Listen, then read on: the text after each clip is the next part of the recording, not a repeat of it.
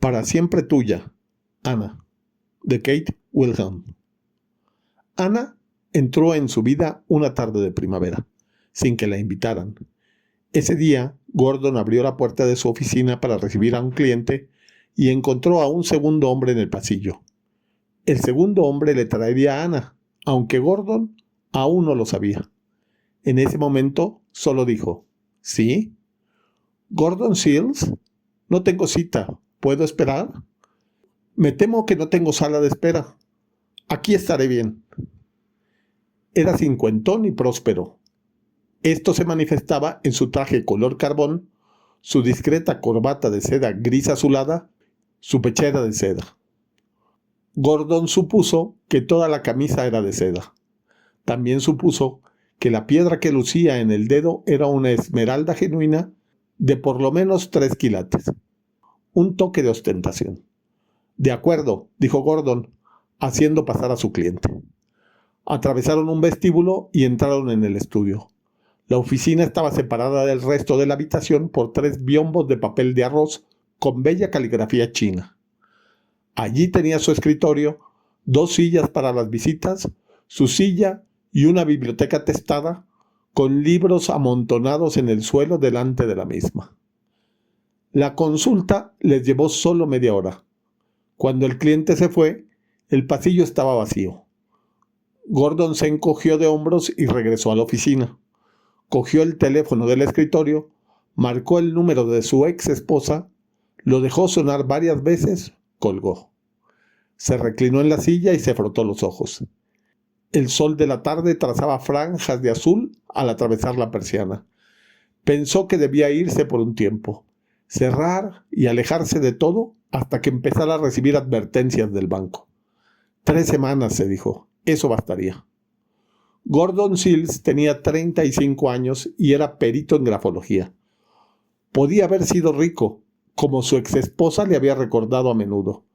También le decía a menudo que quien no triunfara antes de los 40 no triunfaría nunca, pero a él no le interesaba el dinero, la seguridad, el futuro de los hijos. De pronto se apartó del escritorio. Se fue de la oficina y entró en la sala de estar. Como la oficina era un desquicio, con periódicos de varios días, media docena de libros, revistas desperdigadas al azar. A él le resultaba cómodo, acogedor. Desconfiaba de los hogares pulcros. Karen tenía casi todos los muebles. Él solo se había quedado con una silla, un diván, una lámpara, una cuarteada mesita de roble para apoyar los pies, una mesa y varias sillas para la cocina. Y una muy buena radio. Era suficiente.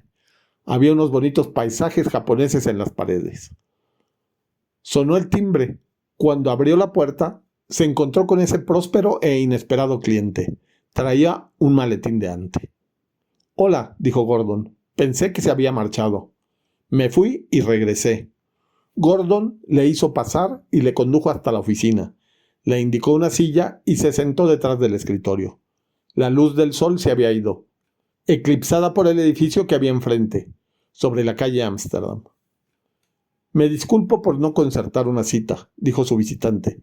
Extrajo una billetera del bolsillo de la chaqueta, sacó una tarjeta y la deslizó sobre el escritorio. «Soy Avery Rhoda. En nombre de mi compañía, quisiera consultarle sobre cierta correspondencia que obra en nuestro poder». «Esa es mi profesión», dijo Gordon. «¿Cuál es su compañía, señor Rhoda?» «Draper Fawcett». Gordon asintió. «¿Y su puesto?» Rhoda pareció descontento. «Soy vicepresidente de Investigación y Desarrollo, pero en este momento estoy a cargo de una indagación especial. Mi primer deber en ese sentido era encontrar a un perito como usted.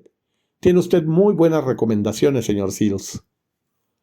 «Antes de ir más lejos», dijo Gordon, «debo advertirle que hay diversos campos en los que no me interesa trabajar. Por ejemplo, no acepto pleitos por paternidad, ni querellas entre patrón y empleado». Rhoda se sonrojó. «Ni chantaje», concluyó Gordon. «Por eso no soy rico, pero así son las cosas». «El asunto sobre el que deseo conversar no se relaciona con nada de eso», replicó Rhoda. «¿Leyó usted sobre la explosión que se produjo hace 2 meses en nuestra planta de Long Island?» No esperó la respuesta de Gordon. Perdimos a un excelente científico, uno de los mejores del país, y no podemos encontrar algunos de sus papeles, sus notas. Estaba enredado con una mujer que quizá los tenga en su posesión. Queremos encontrarla para recobrar las notas. Gordon meneó la cabeza. Entonces necesita a la policía, a detectives privados o su propia fuerza de seguridad. Señor Sills, no subestime nuestra resolución ni nuestros recursos. Hemos puesto todo eso en funcionamiento y nadie ha podido encontrar a la mujer. La semana pasada tuvimos una reunión en la cual resolvimos probar este camino. Queremos que usted nos proporcione un análisis lo más completo posible de esa mujer basado en su escritura. Eso puede resultar fructífero. Su tono decía que lo ponía en duda. Supongo que el texto no ha ayudado. Supone bien, masculló Rhoda. Abrió el maletín, extrajo un fajo de cartas y lo puso sobre el escritorio. Desde el otro lado, Gordon notó que no eran originales sino fotocopias. Echó una ojeada a las letras invertidas y meneó la cabeza. Necesito los originales para trabajar. Imposible, están guardados bajo llave. ¿Ofrecería usted agua coloreada a un catador de vinos? Dijo Gordon con afabilidad, aunque con una mirada severa.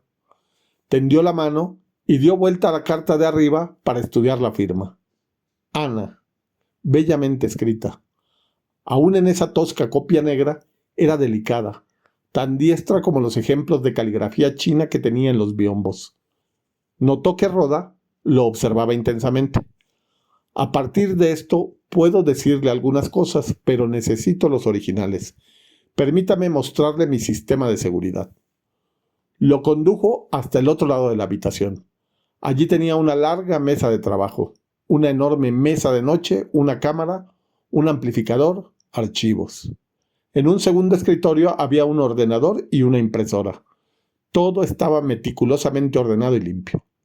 Los archivos son a prueba de incendios, dijo secamente, y también la caja de seguridad, señor Rhoda.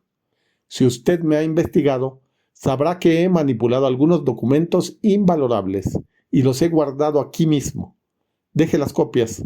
Puedo comenzar con ellas, pero mañana necesitaré los originales. ¿Dónde está la caja fuerte? Gordon se encogió de hombros, se acercó al ordenador, tecleó un código, fue detrás de la mesa de trabajo y corrió un panel de la pared que ocultaba una caja fuerte. No pienso abrirla, ya ha visto usted bastante. ¿Seguridad por ordenador? Sí. Muy bien, mañana le enviaré los originales. ¿Ha dicho usted que ya puede contarnos algo? Regresaron a la oficina. Ante todo, dijo Gordon señalando la carta de arriba, ¿quién la censuró? Las cartas estaban cortadas por encima del saludo y había varios rectángulos blancos por todas partes. Así estaban cuando las encontramos, protestó Rhoda. Mercer mismo debió de hacerlo. Uno de los detectives dijo que los cortes estaban hechos con una hoja de afeitar. Gordon asintió. Curioso y más curioso, como diría Alicia. Bien, si de algo le sirve, es muy probable que ella sea artista. Yo diría que pintora. ¿Está seguro? No sea tonto. Claro que no estoy seguro. No podría estarlo con solo ver copias. Es una suposición. Todos mis comentarios serán suposiciones. Suposiciones fundamentadas, señor Rhoda. Es todo lo que le puedo garantizar. Rhoda se desplomó en la silla y exhaló un suspiro. ¿Cuánto tiempo llevará? ¿Cuántas cartas hay? 9. 2 o 3 semanas. Rhoda meneó la cabeza muy despacio. Estamos desesperados, señor Sills. Pagaremos el doble de su tarifa habitual si puede usted dedicarse exclusivamente a esto. ¿Y qué me dice de su cooperación? ¿A qué se refiere? La escritura del científico. Necesito ver por lo menos una muestra de 4 páginas.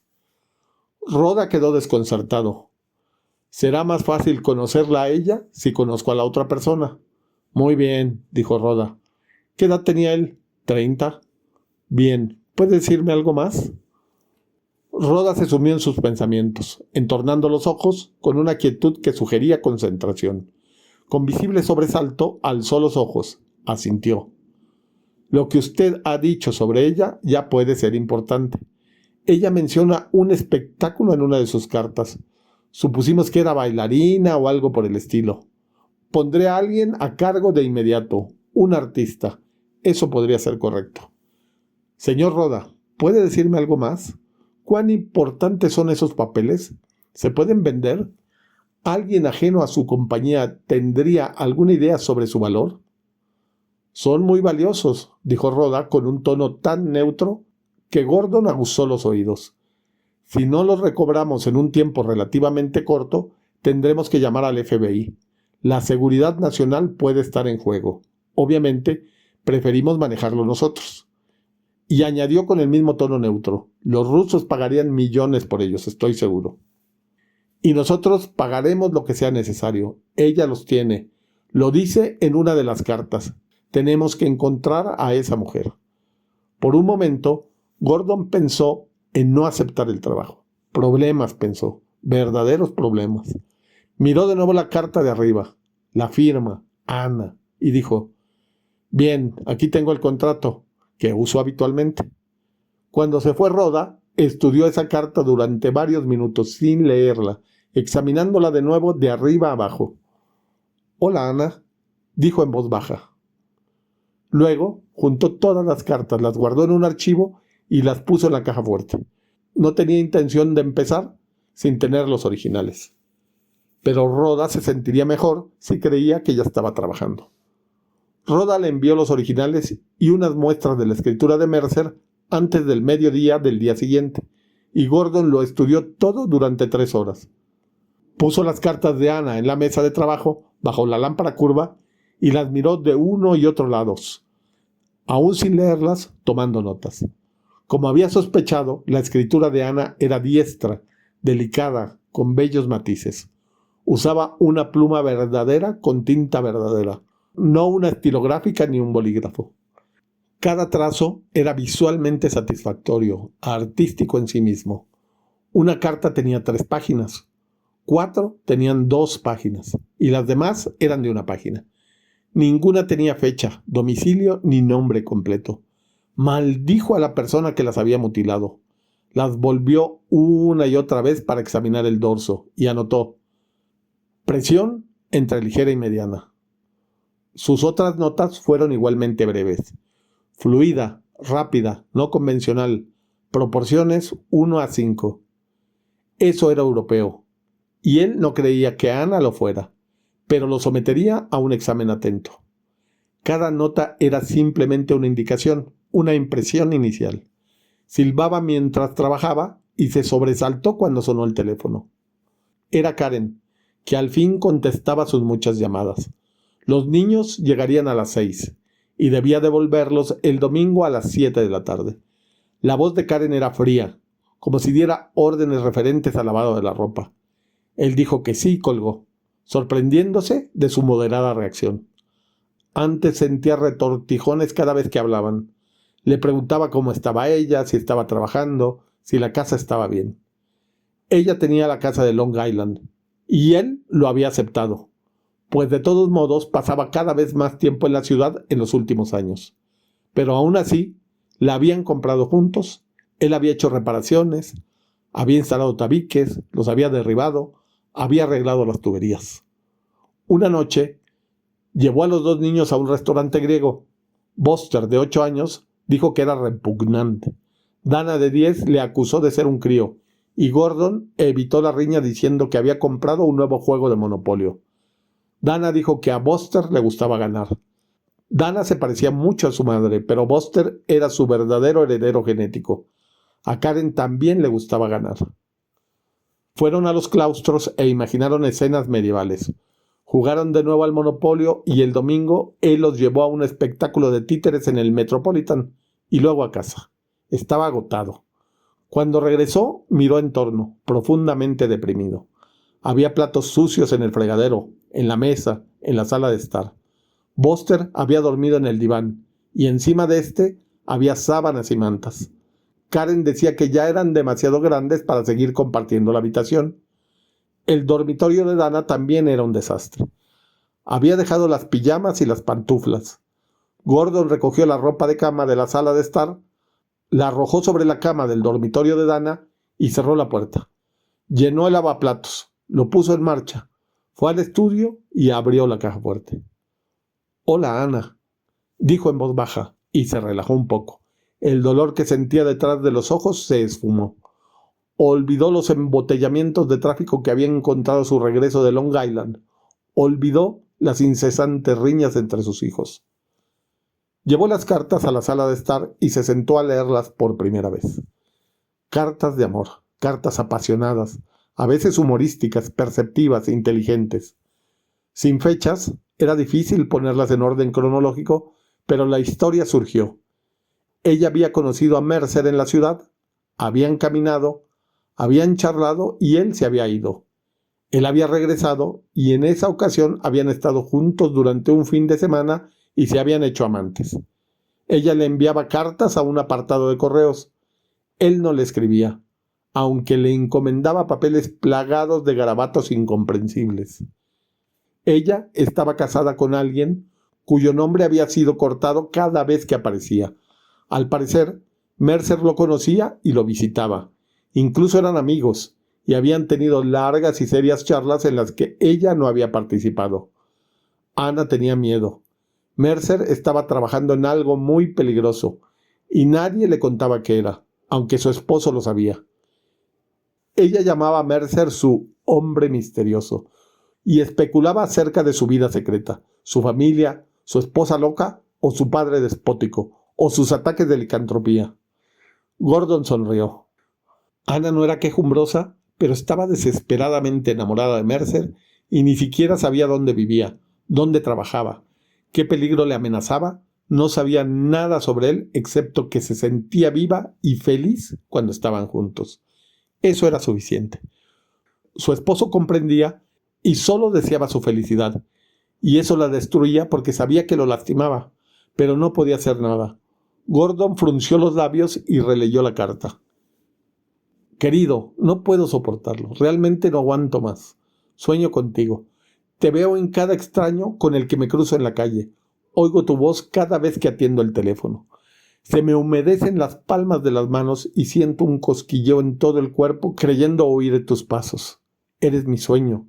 Hoy me enfadé conmigo misma. Me pregunté si acaso era una quinceañera embobada por una estrella de televisión. A los 26 años. Recogí tus papeles. Los metí en una caja de cartón. Escribí el nombre del destinatario y al escribir tu apartado de correos me eché a reír. No puedes enviar esto a un apartado de correos. Y si no la recoges y un inspector la abre, no quiero ser la diversión de semejante persona. Esos inspectores son grises y avinagrados. Que encuentren su propia diversión. Y si leen tus misteriosos garabatos y descubren el secreto del universo, ¿merece alguno de ellos semejante iluminación? No. Guardé todo nuevamente en la caja fuerte de corte. Mercer no era el misterioso, pensó Gordon. El misterioso era el otro hombre. El hombre sin nombre cuya caja fuerte ocultaba los apuntes de Mercer. ¿Quién era? Un extraño triángulo. Continuó leyendo. Y corte. Entró y me dejó llorar sobre su hombro. Luego fuimos a cenar. Yo me moría de hambre. Gordon se echó a reír y puso las cartas en la mesita. Se recostó con las manos en la nuca y miró el techo. Necesitaba pintura.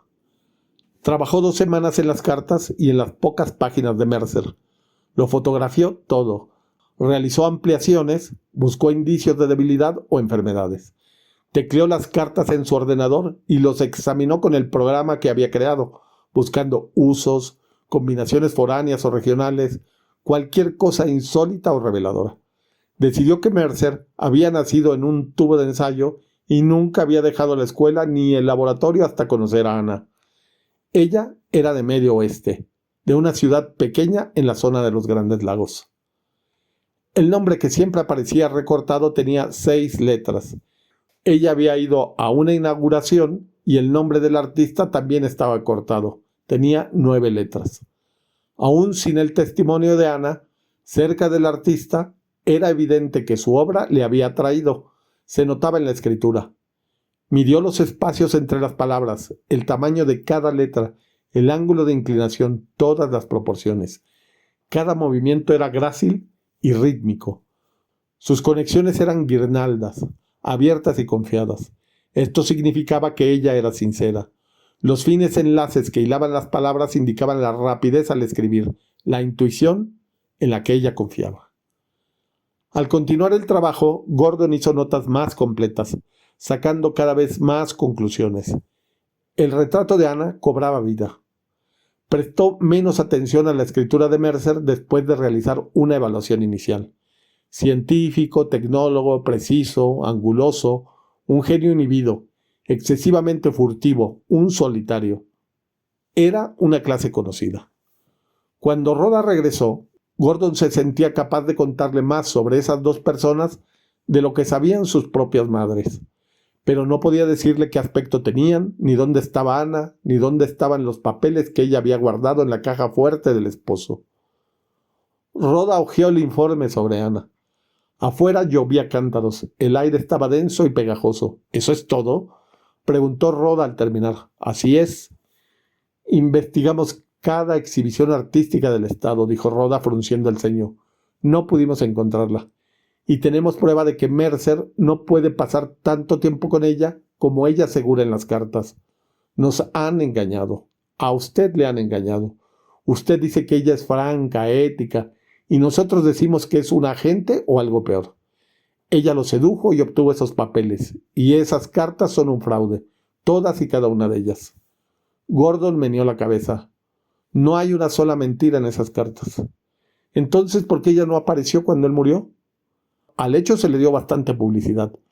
Nosotros nos encargamos de que así fuera. Le digo que él nunca estuvo mucho tiempo con ella. Lo descubrimos durante una cacería de talentos cuando era un alumno graduado, y se quedó desde entonces en ese maldito laboratorio 7 días por semana durante 4 años. Nunca tuvo tiempo para una relación como la que ella menciona. Es una mentira de cabo a rabo, una fantasía. Se desplomó en la silla. Tenía la cara tan gris como su elegante traje. Aparentaba muchos más años que la última vez que le había visto en la oficina. Se saldrán con la suya, dijo en voz baja. Esa mujer y su socio ya deben de haber salido del país. Tal vez se marcharon un día después del accidente con los papeles. Bien hecho, ese maldito imbécil. Miró al suelo unos segundos, se enderezó y dijo con voz cortante. Yo me opuse desde el principio a que le consultaran a usted. Un derroche de tiempo y dinero, pura charlatanería. Bien, hemos hecho todo lo posible. Mándenos la cuenta. ¿Dónde están las cartas? Gordon, en silencio, deslizó una carpeta sobre el escritorio. Rhoda la examinó atentamente, la guardó en su maletín y se levantó. Si yo fuera usted, no daría el nombre de nuestra empresa como referencia en el futuro, Sills. Apartó con desdén el informe de Gordon. Podemos prescindir de eso. Hasta pronto. Tendría que haber terminado allí, y Gordon lo sabía, pero no terminó. Mirando el mundo, empapado por la fría lluvia, se preguntó dónde estaría Ana. ¿Por qué no había aparecido ni asistido al funeral ni entregado los apuntes? Gordon no tenía respuestas. Estaba en alguna parte, pintando, viviendo con un hombre que la amaba muchísimo, tanto como para darle la libertad de enamorarse de otro. Cuídala bien, le dijo con su pensamiento a ese hombre. Sé gentil con ella. Sé paciente mientras se curan sus heridas. Ella es muy valiosa. Apoyó la cabeza en la ventana. Dejó que la frescura le calmara. Muy valiosa, dijo en voz alta. Gordon, ¿estás bien? Preguntó Karen por el teléfono. De nuevo le tocaba su fin de semana con los niños. Claro, ¿por qué? Tienes una voz rara. ¿Tienes una novia? ¿Qué quieres, Karen? Ella recobró su tono glacial e hicieron arreglos para la llegada de los niños y la hora en que él debía devolverlos. Como libros de biblioteca, pensó él. Como meros libros de biblioteca. Cuando colgó, miró el apartamento y quedó azorado ante la mugre y el total descuido. Otra lámpara, pensó. Necesitaba una segunda lámpara por lo menos. Tal vez 2. Ana amaba la luz. ¿Una novia? Quería reír y también llorar. Tenía firma, unas cartas de amor escritas para otro hombre. Una mujer que acudía a sus sueños y le hablaba con las frases de sus cartas. Una novia. Cerró los ojos y vio el nombre, Ana. La A mayúscula, un volcán en erupción elevándose a la estratosfera. Las N gráciles y uniformes. La pequeña A final, que se resistía a estar quieta y quería echarse a volar, y de la cual nacía una airosa línea curva que encerraba el nombre entero y cruzaba la primera letra para convertirla en A, y así formaba una paleta perfecta, una representación gráfica de Ana, remontándola al cielo, pintando, creando arte en cada jadeo, cada movimiento. Para siempre tuya, Ana, para siempre tuya. Inhaló hondamente y trató de hacer planes para el fin de semana con los niños, para el resto del mes, el verano, el resto de su vida. Al día siguiente, compró una lámpara y camino de su casa entró en una floristería a comprar plantas. Ella había escrito que la luz del sol transformaba en gemas las flores del antepecho. Las puso en el antepecho y subió la persiana. La luz del sol transformó los capullos en gemas. Apartó los ojos apretando los puños. Volvió a su trabajo. La primavera se convirtió en un verano caluroso y húmedo, como solo podía hacerlo en Nueva York, y se sorprendió yendo de una exposición de arte a otra. Se burlaba de sí mismo y se maldecía por hacerlo, pero asistió a inauguraciones, examinó la obra de artistas nuevos y sus firmas una y otra vez. Si los investigadores avesados no lograban encontrarla, se dijo, y si el FBI no podía encontrarla, era un tonto en pensar que tenía alguna probabilidad. Pero iba a las exposiciones, se sentía solo, se dijo, y trataba de interesarse en otras mujeres, en cualquier otra mujer, y seguía asistiendo a las exposiciones. En otoño, fue a la inauguración de la exposición de otra nueva artista, esta vez una profesora de arte. Se maldijo por no haber pensado en eso antes. Ella podía ser una profesora.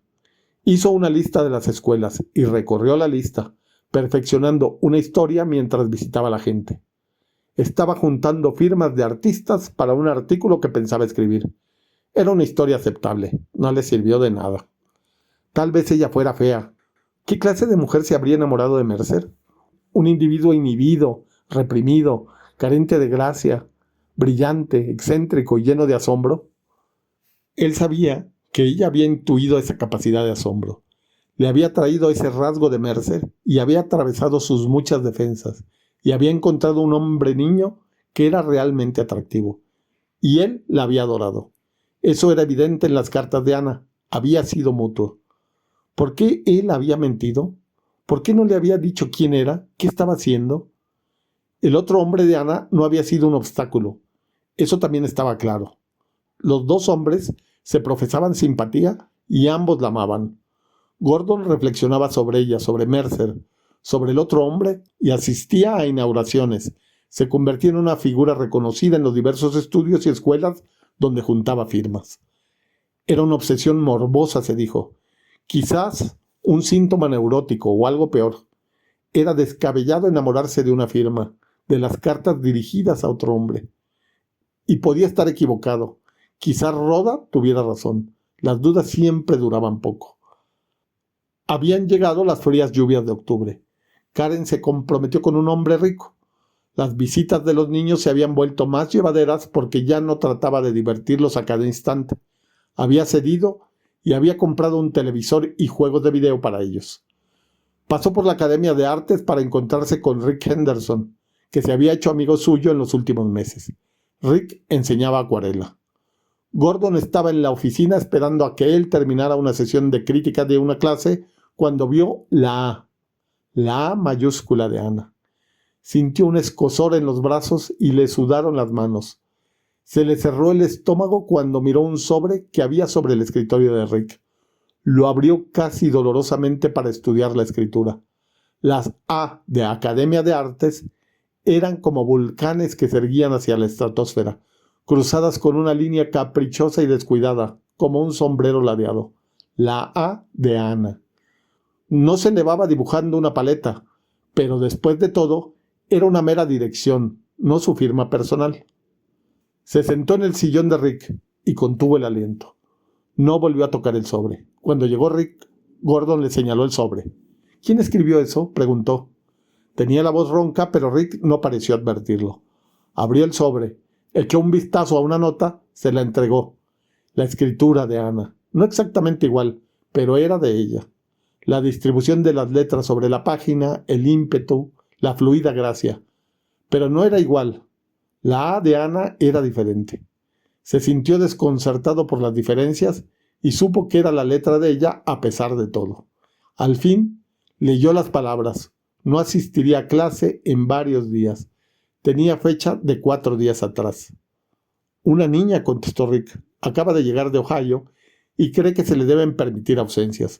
Me sorprende que no esté firmada por la madre. ¿Puedo conocerla? Rick sintió curiosidad. ¿Por qué? Quiero su firma. Rick se echó a reír. Estás chiflado, ¿sabes? Claro, está en el estudio, compensando el tiempo de ausencia. Ven. Se detuvo en la puerta y miró a la joven que pintaba. Tendría unos 20 años. Era enclenque. Usaba zapatillas de deporte sucias, pantalones muy viejos y desteñidos, camisa de hombre. No era la Ana de las cartas, todavía no. Gordon sintió un mareo. Se aferró un instante del marco de la puerta y supo en qué había trabajado Mercer, qué había descubierto. Era como si también él hubiera escapado del tiempo mientras sus acelerados pensamientos hilaban explicaciones y sus próximos años cobraban forma en su mente. La comprensión le llegó como llega un recuerdo. Una captación repentina y total, accesible de golpe. Las notas de Mercer revelaban que era brillante, esquivo, obsesivo. El tiempo era una de sus obsesiones. Rhoda suponía que Mercer había fracasado porque había volado en pedazos. Todos debían de haber supuesto eso. Pero no había fracasado. Había avanzado 5 o 6 años en el tiempo hasta la época en que Ana tendría 26. Había saltado en el tiempo hacia el futuro. Gordon supo con certeza que era su propio nombre el que habían recortado de las cartas de Ana. Las frases de las cartas le recorrieron la mente. Ella había mencionado el puente japonés de su pintura, las flores del antepecho, incluso la languidez del sol cuando se hundía detrás del edificio de enfrente. Pensó en Rhoda y en esos agentes que buscaban papeles ocultos en el sitio más seguro del mundo, el futuro. La caja fuerte donde Ana pondría los papeles sería la caja fuerte de Gordon. Cerró los ojos con fuerza, ya sintiendo el dolor que sentiría cuando Mercer supiera que debía morir, que había muerto. Para Mercer, ningún amor podía ser tan fuerte como para hacerle abandonar su trabajo. Gordon supo que estaría con Ana. La vería madurar, convertirse en la Ana de las cartas, remontarse a la estratosfera, y cuando Mercer atravesara su puerta temporal, Gordon aún la amaría y la esperaría, y luego le ayudaría a curar sus heridas. Rick se aclaró la garganta y Gordon soltó la jamba de la puerta. Entró en el estudio. Ana perdió la concentración. Le miró.